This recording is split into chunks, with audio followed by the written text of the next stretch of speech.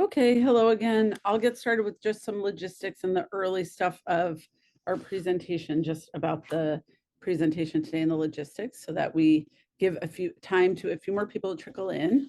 But also want to make sure to give you guys the time to get your learning in and your questions in. So um, we'll try to leave a lot of time for questions. That's one of my goals for this talk about dementia care pathways in primary care. And really the goal is to keep us understanding that screening and early detection is important, but that how do we move from that to really care and action for our patients and the people living with dementia that we're caring for.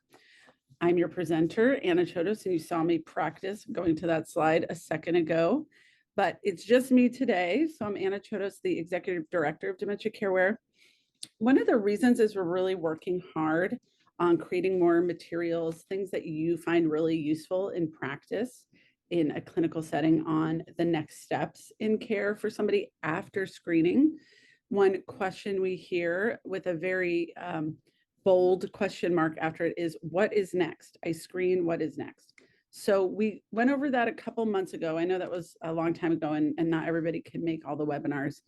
We did sort of do an overview of that last time. So what this particular presentation and what I hope to do is go through some of that a little bit more in depth and get your thoughts, your questions about what's next after screening and how we can help support you in doing that clinical care.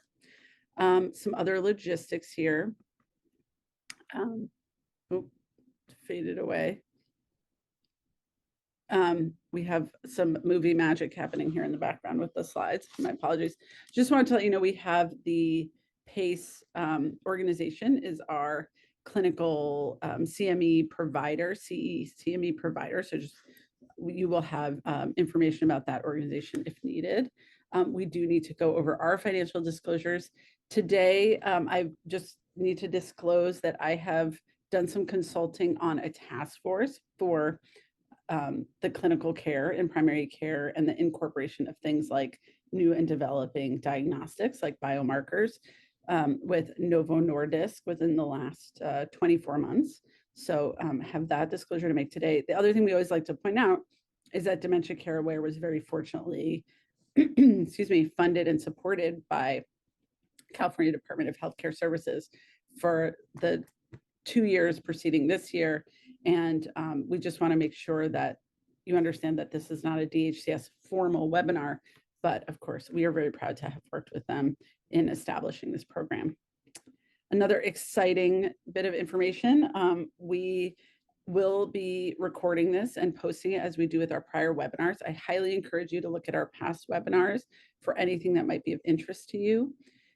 So roughly a day or 2 days, all of this is up, our recording, and me saying this exciting information again. And then right at the end of the presentation, we'll have the CE/CME information, so how you can claim that. And of course, we really want you to do so if that's useful to you. Please don't hesitate, and I really mean this, to use the Q&A and the chat function. We mostly rely on the Q&A, but whatever function is most comfortable for you to put questions. Very hard to have an interactive session with these webinars, but we do really do our best to get to the questions. And particularly for this topic, there's a lot of twists and turns in the clinical next steps pathway. And so want to get to your questions and again, tailor this, make this useful to you. Here's what we're going for with the learning objectives stated here. We want to describe essentially the key steps of a real care pathway for people in dementia, with dementia in primary care, and really starting that with early detection, getting all the way to a care plan. Identifying next steps, some key next steps after a positive screen. We want to make sure we all feel comfortable with the core criteria of a diagnosis, because that really helps guide us through the work we're going to do and why we're doing the workup. And then how can we do this really in just everyday practice where there's a ton of us there to support the patient and we can do this as a team. I always kind of start once again with the cognitive health assessment because it's sort of our on-ramp to the care pathway. Then spend the bulk of the time talking about next steps after like immediate next steps after a positive screen, which I know we've gone over before, but get a little more in depth with that. And then how are we taking action and doing care planning if we've gotten sort of past the detection point and we're now at the point of diagnosis and really talking to our patient about how we're going to manage their dementia. So again, we have gone on for about 2 years straight about the importance of early detection and starting as soon as we can on this pathway of figuring out what's going on with our patient and if they do indeed have dementia and how we can manage it. So I know this can sometimes feel like a complex and long road that gets a little confusing or a little windy. But I hope after today you do feel a little more like, okay, I'm headed for this thing. This is why we do the clinical assessment we do. And this is how we talk about it with our patients and how we care plan around dementia. So one thing to think about, and I'm just going to dive right in, is, depending on our practice, and I feel very fortunate that many of the people we get to train and educate are folks who are working with underserved populations, Medi-Cal populations, and really thinking about your population at risk. So a lot of our material says that a good approach is to start with 65 and older, because that is the higher prevalence population on a big picture scale. So like, over the entire US who has dementia, it's mostly people 65 and older. But some of us are working with a higher at-risk population where we're seeing more dementia earlier on. So, and of course, there's always things like early onset dementia that we want to be aware of in people who might be starting to have symptoms in their late 50s or 60s without additional risk factors. But for a lot of populations that have, lower educational attainment, have had, high risk factors like uncontrolled hypertension, or have already lived decades with diabetes that's been hard to control, these might be higher risk populations that, let's say in our clinic, we're going to start with everybody over 60. So thinking about where you want to really start the pathway on a clinic level, as a patient panel level, on a population level. And then the big picture, and you can sort of make your eyes a little blurry and just look at the big chunks, is we're for a long time in the phase of, I would say, detection. We're working through figuring out if this person does indeed meet criteria for dementia. And some of that starts with screening. And I think for a lot of patients, it actually starts more sort of already beyond that. They're really symptomatic and we're just doing essentially a diagnostic evaluation.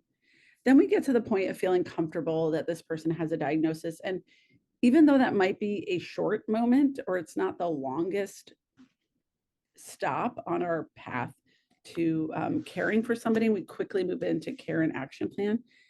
It's worth a deep breath and saying, okay, how am I going to communicate this? How am I going to properly deliver a diagnosis? Really feel comfortable about it, start to chart it, and really make that moment a moment of starting out with clear parameters. So I know what stage they are. I know what things I think are contributing and we can address. And I'm going to talk about it openly with the patient. And then finally, the ongoing care is probably the longest phase for most people. And it has to be very active action plan. There's a lot of care needs, a lot of symptoms, a lot of caregiver needs if that person has a caregiver.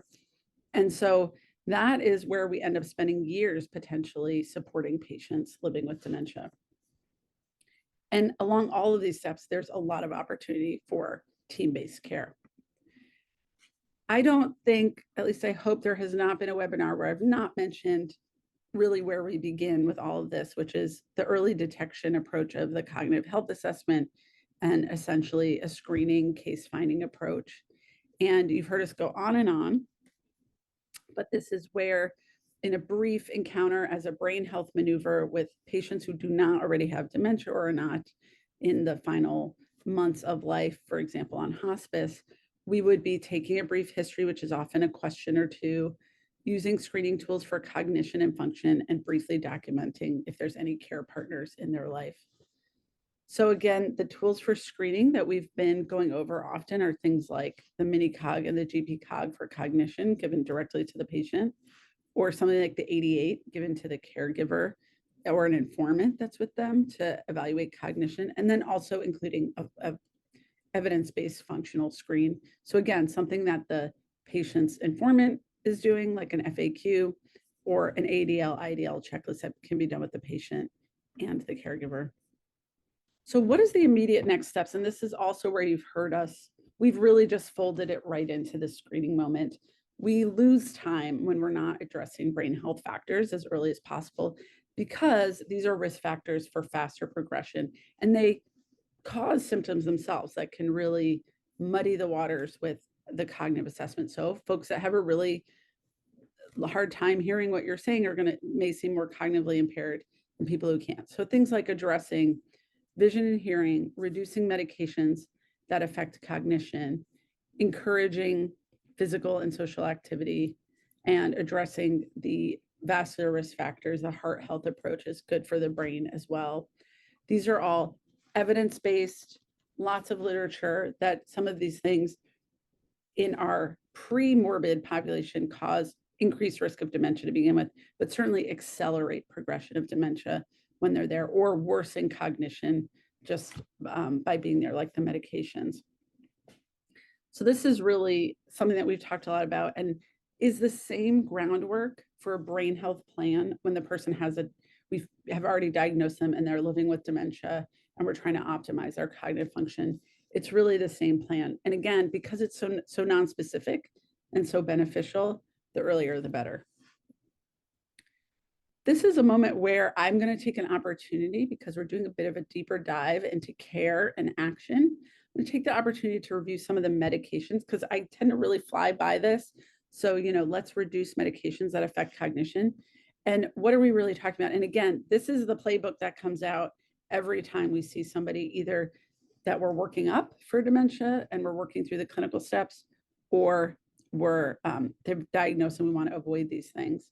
And so there's lots and lots of medications. If you've ever attempted to approach the Beers list of inappropriate medications for older adults, you will see, really sometimes I think an overwhelming number of medications, and it's broken down by different conditions and different side effects and why we might want to avoid certain medications in certain individuals. But in the case of cognition, it's really boiled down to the ones I have listed here. And some of them at this point are more common than others. But I think all of these we would, have some current use. So things like hypnotics and sedatives, like the benzos, like the sleep medications, things that just have profound anticholinergic effects, like over-the-counter Benadryl, muscle relaxants, the antispasmodics like oxybutynin, and things like the tricyclic antidepressants, which often we're using for nerve pain or neuropathy, like Elavil or amitriptyline in particular, and then antipsychotics, which sometimes we're using intentionally in people with dementia for their behavioral symptoms. We try very low doses, but sometimes we have people who are on them for other reasons, and that's an opportunity to optimize their medication plan by reducing or switching out that medication. And a resource, which I'm actually going to repeat later, but I do want you to know about is, and this is in MedCalc for those of you who use that resource, but the anticholinergic burden calculator, ACB Calc, is a helpful one to really quantify, based on the dose and the medication, how much of an anticholinergic burden may be affecting your patient.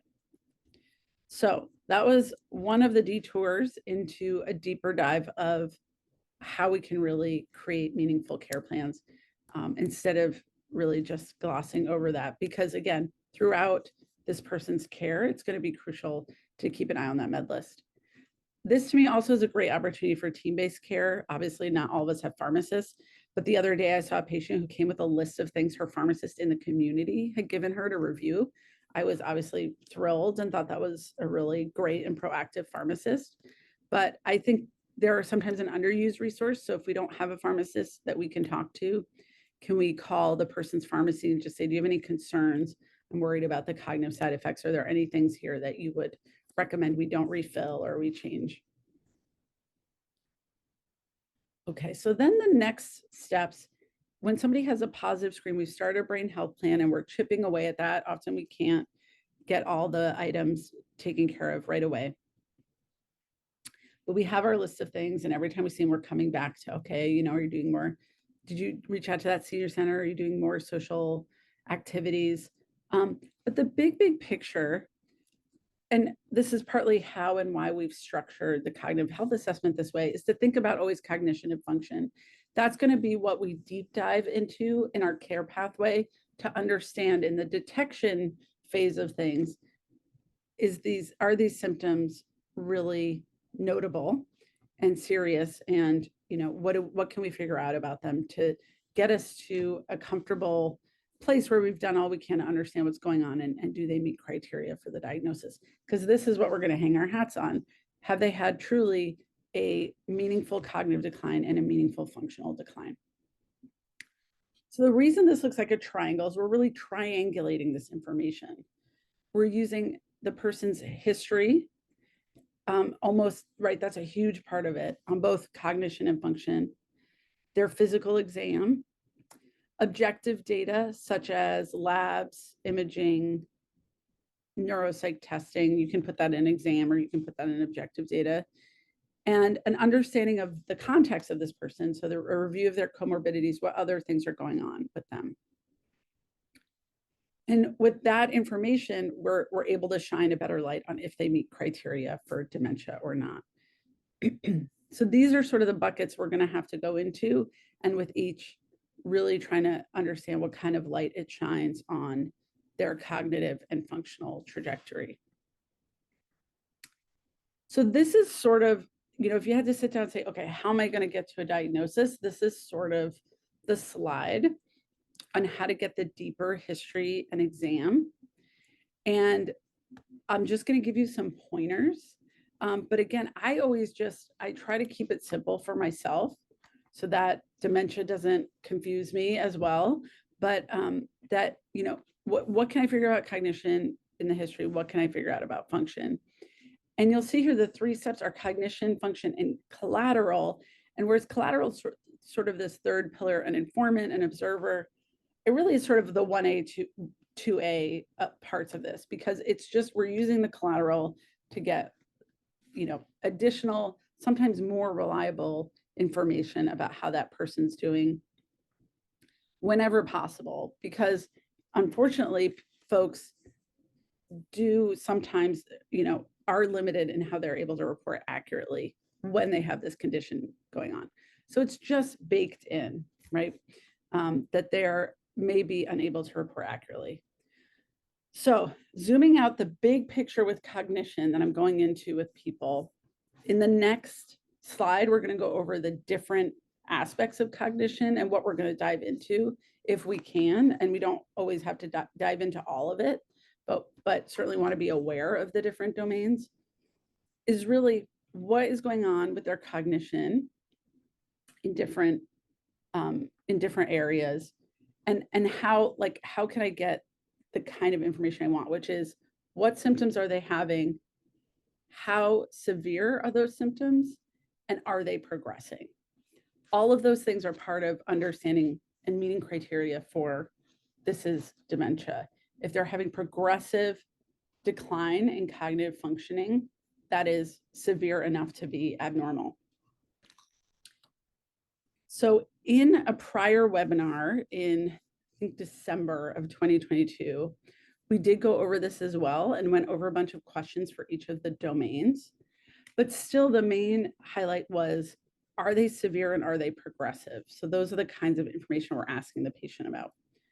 So one example might be, all of us have probably forgotten something, like you get to work or you get to where you're going, you realize, oh shoot, I forgot my cup of coffee, it's sitting on the counter.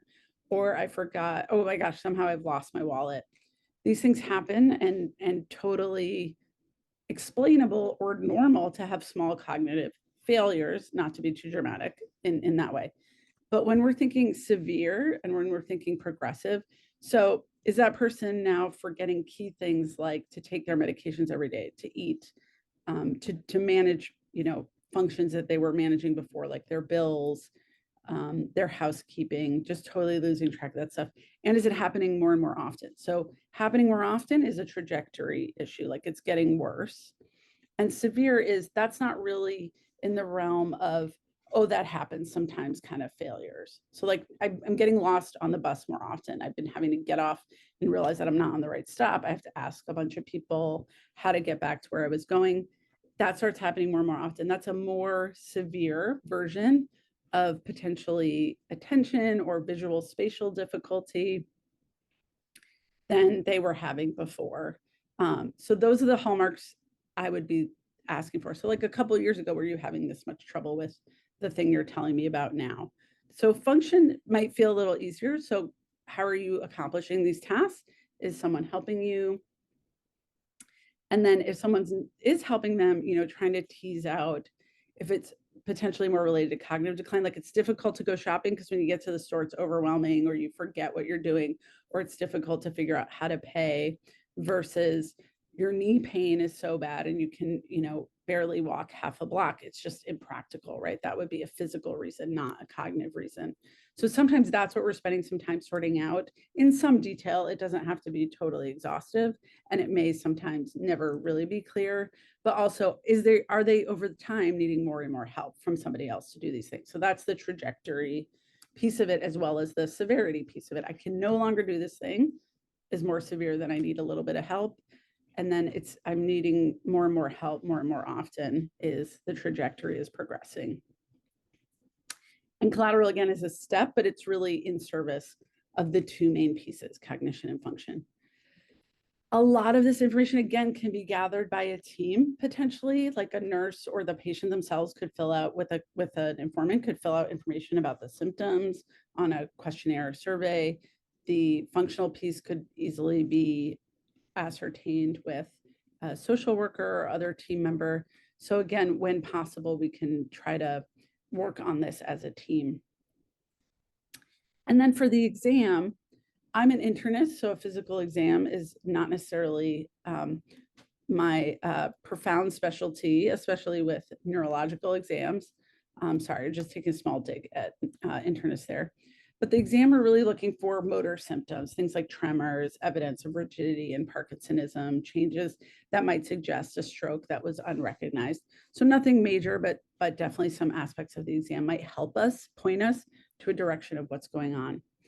And then the cognitive testing piece, again, which you can kind of fit into the exam, or you can fit into objective data, however you like to frame that for yourself, can really support the fact that this person's cognition, specifically in these certain areas, is testing below what we would expect for their age, education, and other background factors. And that I know most people find extremely helpful to quantify, even if it's just a MOCA that you're doing with somebody, like in the office, additional cognitive testing really helps to bring down to earth what some of the challenges are and to have that conversation with your patient because you've had these results.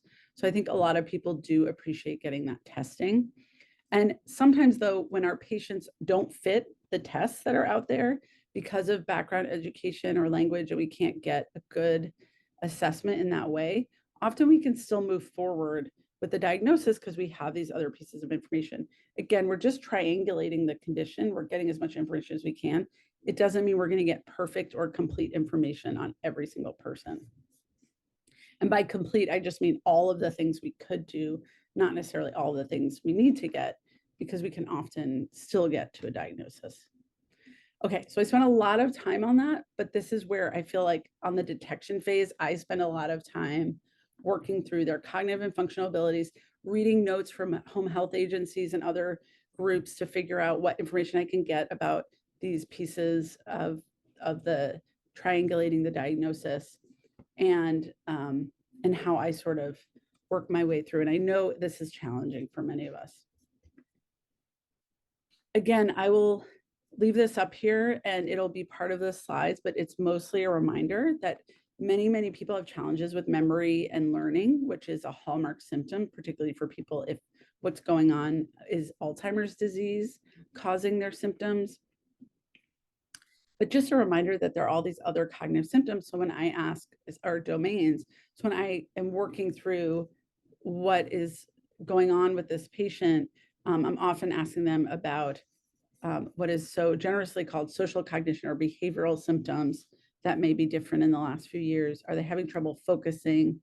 Do they have challenges managing multitasking, multiple tasks, more complex tasks like bills? Obviously overlaps with functional assessment, but that's the executive function.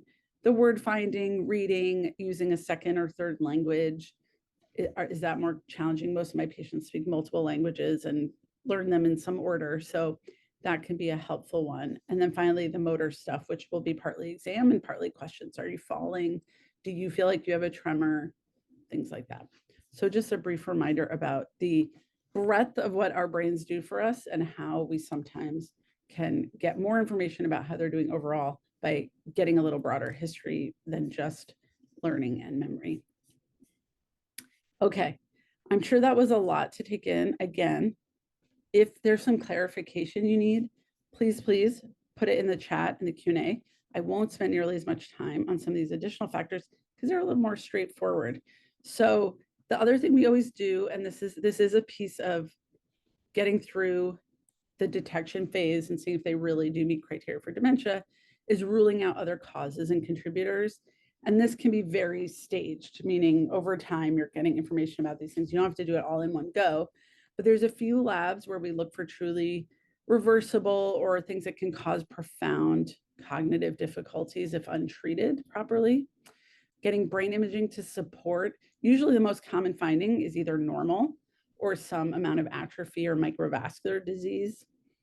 But that doesn't, again, clinch the diagnosis. It just supports where we're going. So a normal brain scan does not at all rule out dementia.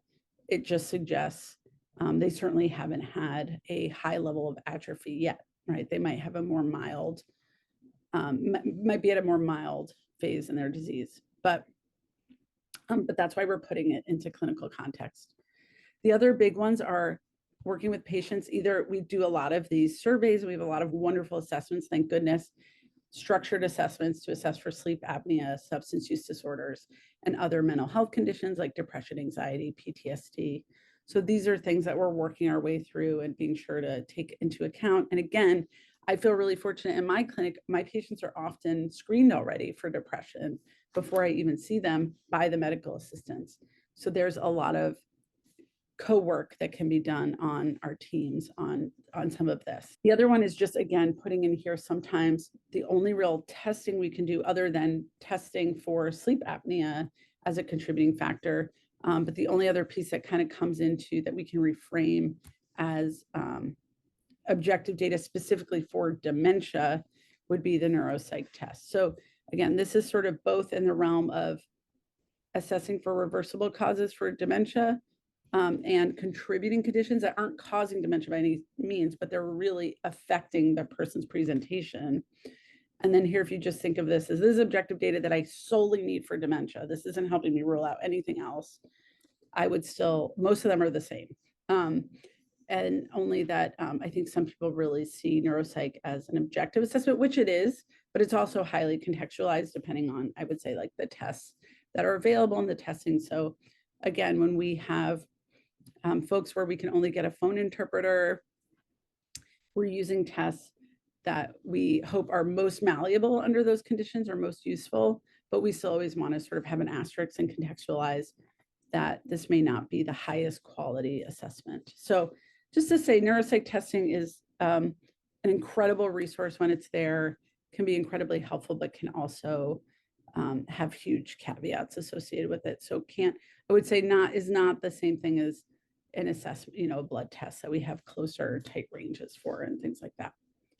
Okay, and then the final thing always as we're going through this detection pathway and trying to get all the information we need is that we always need to be a little bit attuned to any major red flags. So if this person's coming in and they've really had rapidly progressing symptoms and what is pretty clear is under a year, sometimes people say that they've only had symptoms for a few months and they're really impaired. or whoever they're with is saying that, and you want to treat that very seriously. But it's just to point out that particularly if you have clear history and reporting that that's the case, that is someone who you really want to have evaluated in neurology pretty urgently, because it could be something like a rapidly progressive dementia like Creutzfeldt-Jakob disease or mad cow disease or something like that. Folks who have a history of cancer or HIV, it's not necessarily a red flag, but it is, from the red flag perspective, it is a stronger suggestion to get head imaging. Same thing with focal neurological findings. Sometimes severe behavior changes or like radical personality changes, I would say also lend themselves to an interprofessional, interdisciplinary approach like neurology, psychiatry, just to make sure we're not missing anything like a real brain injury or a stroke or something like that. The Parkinsonism, I think for a lot of us in general practice, it can help to have a neurologist on board at some point to help differentiate between actual Parkinson's disease versus Lewy body dementia or something like that. There's a few more things on the differential. However, I know that most of us, particularly those of us who are high volume practice or see a lot of patients, may feel very comfortable with that. Folks on anticoagulation are always higher risk for brain bleed, so it's always a good idea to at least get imaging more urgently, if not also an additional consult. And then a recent fall, same exact thing. And for those reasons that it may be more likely they have a brain bleed. But I always love to like zoom in and zoom out and give myself a sense of where I am on this windy road. So all we're doing is trying to get to a place where we feel like we have enough information to adequately assess, are they meeting criteria for dementia, which is this DSM-5 criteria of evidence of an acquired cognitive decline and an acquired functional decline that we think, in parentheses, we can't always tell, but that we think is at least in part contributed by the cognitive problems. So the rubber meeting the road, the day-to-day function is being impaired now due to the cognitive decline. And we're sort of getting at the diagnosis from different angles and getting what information we can in the realm of history and exam, objective data with the labs and imaging and other assessments, and then making sure to evaluate comorbidities because they're so prevalent for our patient population and really maybe playing a big picture. Rarely do they totally cause a full dementia syndrome with years and years of progressive decline just because of sleep apnea. But of course, it's always worth assessing because then we would address it as well. And that's obviously pretty gratifying. And so we're trying to get to those two criteria. And of course, in the meantime, we've ruled out these other things, which is that last piece of the criteria. So I keep in mind the DSM-5 criteria. I keep in mind what's available to me for assessment. And I work my way through and I use my colleagues like home health assessments and social work and the in-home supportive services service and what they've determined is their functional abilities, things like that. Now you're sort of getting ready to see your patient again. You've been working on getting all this data and slowly, getting through different questions and trying to understand what's going on with them for 6 months, maybe even a year to get the brain scan. They missed an appointment. They would travel to see their grandchild. Now they're back. Let's get that brain scan. These things absolutely take a while. And like I said, other than sort of those red flag cases, totally fine. Generally speaking, we already started our brain health plan and we're addressing some of the factors anyway. But the actual diagnosis can take a while and time is part of this diagnostic process. So if you know this patient and they're not progressing over time, that's is a helpful indication that maybe they are not really progressing. They don't have a progressive disease. Although people do, now we're talking, you'd probably need to know the patient for 10 to 15 years to really have that that information. But I've definitely had patients who over 5 years did not progress at all. And I just we kept talking about it and said we would keep watching it and weren't really sure if they had dementia or not. And then something happened and they would decompensate and yes, they did, or no, and then they bounce right back or no, they didn't. So this is the benefit of a wonderful longitudinal relationship with our patients. But I want to just put in here So now we really feel like they meet criteria. We want to talk to them about the diagnosis. What are some best practices around that? And I'm not going to spend a ton of time here, but would love your thoughts, or just have that conversation with yourself. Like, how do I talk to patients about this diagnosis? One consideration as you're going into the conversation is, should I talk about stage? So I find it helpful in walking this care path with the patient and the family to kind of put it into context. Are we talking about somebody who's more moderately impaired, more mildly impaired, more severely impaired?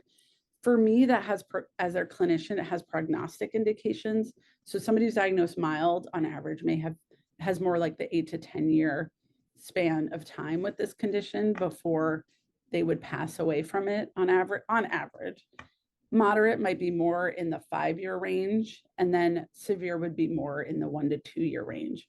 So these are really relevant categories in my mind, perhaps to make certain things about like advanced care planning or other things like that more urgent. But so I do sort of roughly lump, but there's sometimes it can be hard or feel overly complicated to stage. Increasingly, I think you're going to see scales in the chart, like you do a survey with somebody and it rates them at 5 points or 10 points, and that means they're mild versus moderate. And the scales often include some measure of the actual cognitive function and the function. But a basic idea, a way to approach it could be usually shorthand, if you will, would be clinically based and based on roughly the function that that person has. So I think they're mild because really their impairments are all in the IADL area. I think they're moderate because they're starting to have significant impairments in their ADLs, their activities of daily living. So things like getting dressed and bathing are getting harder. They need more assistance from another individual. And then severe is really the majority of their ADLs are impaired, and you need another person to help with toileting, bathing, dressing, even now. Usually the last to go is the ability to feed oneself, for example. So these are sort of clinical markers of mild, moderate, and severe. And I openly share that with the patient. So I would say you have moderate stage dementia because XYZ, because you're having difficulty with getting dressed and bathing on your own, and that's new, and that helps me understand how I can support you better.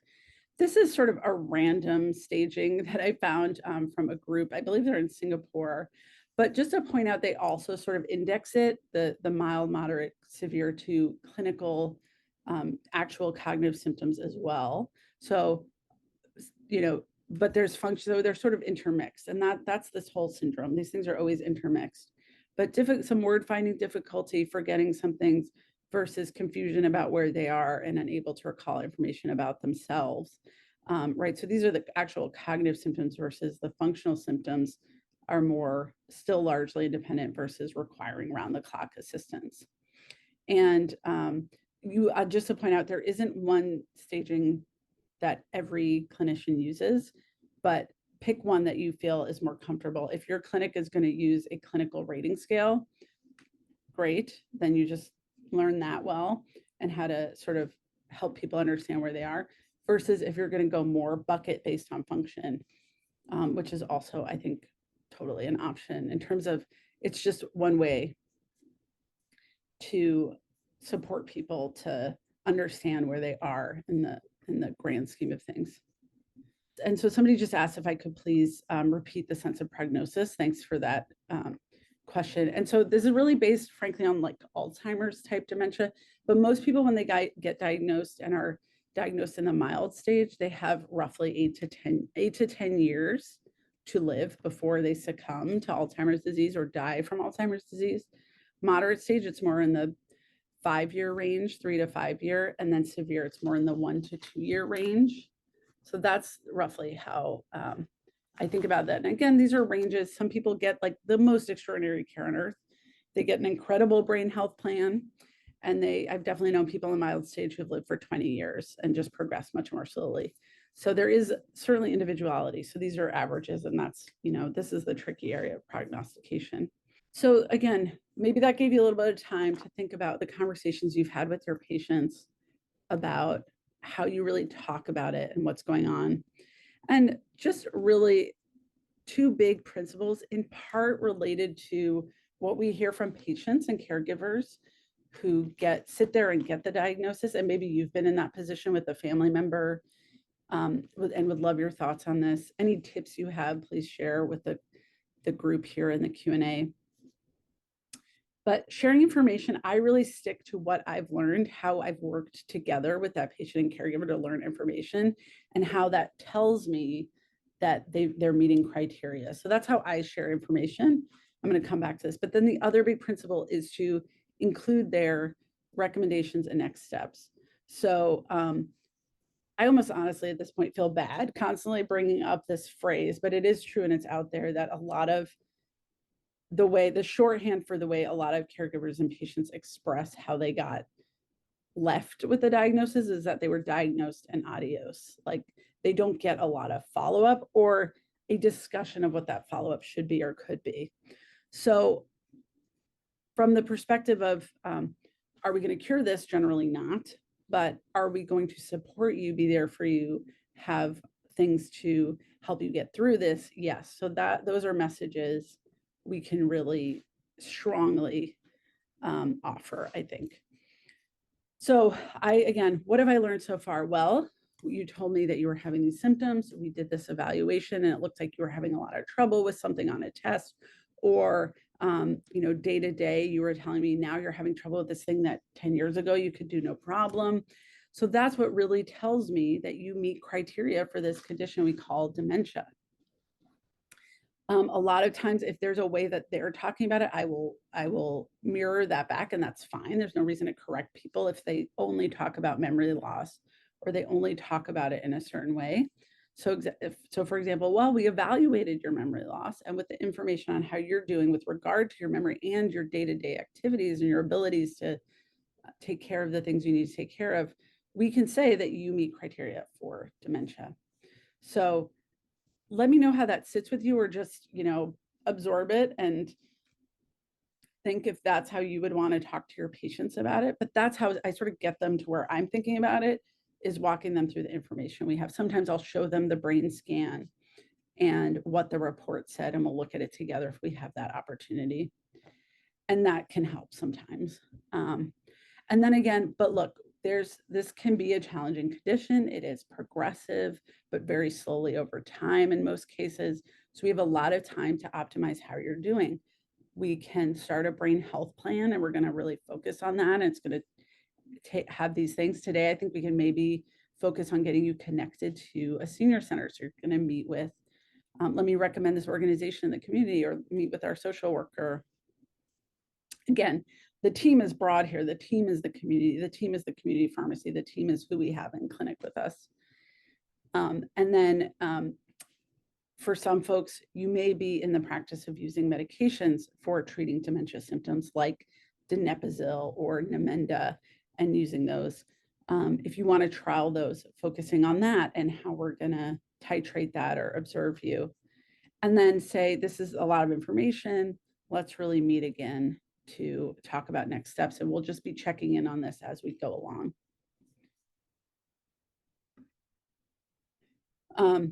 Instead of leaving time for you guys to ask me more questions, although you are always welcome to, also for clarification, really leaving time for the patient and the care partner, caregiver to sit with it and ask what questions they need to in the moment, and invite them however it works for you to continue the conversation.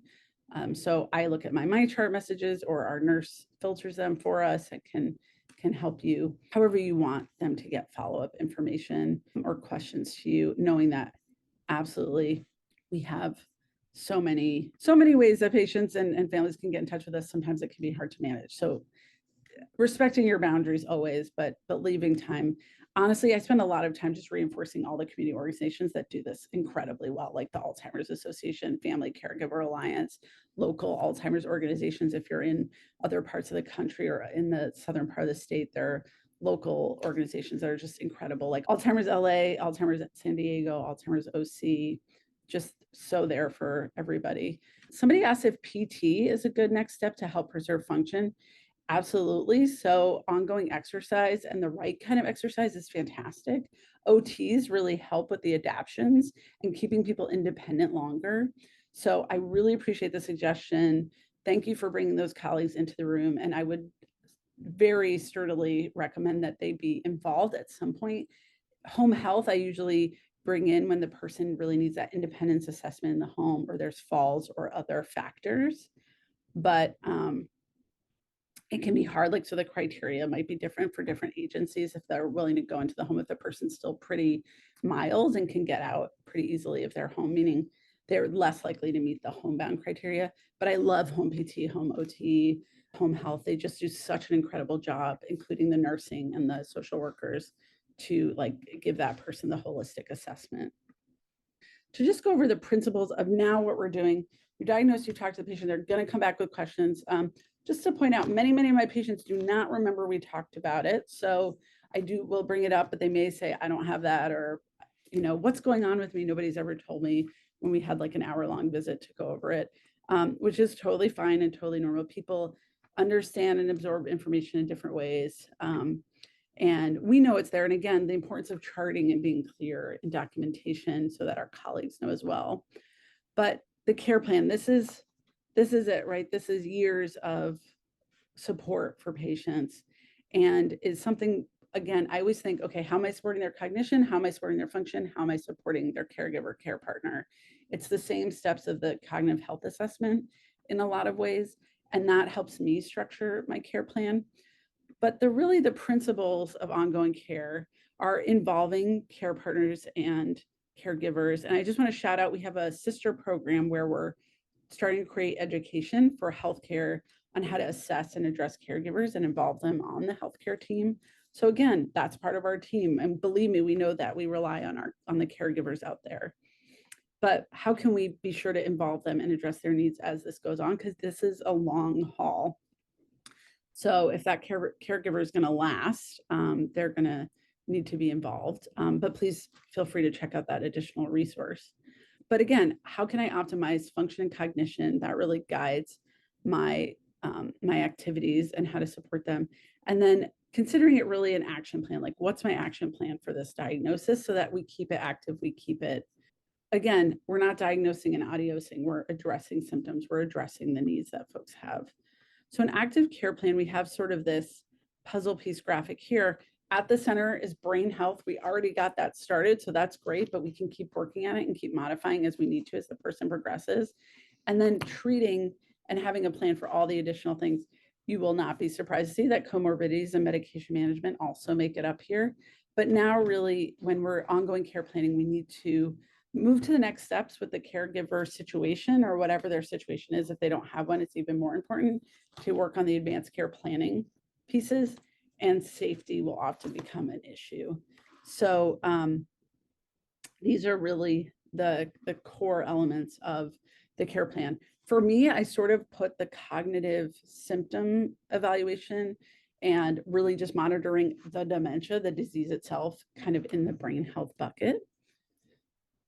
So again, clearly we're beating the same drum, but thinking about how, in this case, when we're thinking about brain health, it's those core interventions, but how it's matching up with how they're evolving through their condition.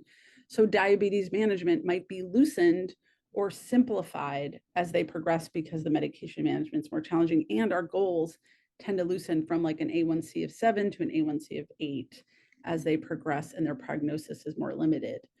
Things like that. So just kind of updating the brain health plan. For medication management, they may have more and different medications to address behavioral symptoms or the core symptoms of dementia, as we already mentioned. But really, as they progress, it's actually going to be more important to be more aggressive about the anticholinergics and the sedative hypnotics. So that never goes away. Advanced care planning. So you may have already done this when you started talking to care partner or caregiver, but certainly the milder the better on the part of the patient if they're at a milder stage of dementia, but making sure that we're planning for essentially incapacity. If they can no longer make decisions, do they have everything in place? And the big pieces of this for us on the healthcare side are the advanced directives and durable powers of attorney for healthcare.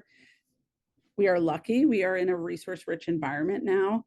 There's Prepare for Your Care, which really walks people through an advance directive that is legally appropriate in California and it comes in many, many languages.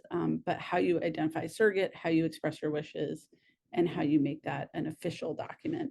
So many of our patients work on that particular. You can just download it as well, but it has like a way to go through it online if that's something that's the patient or their care partner can do.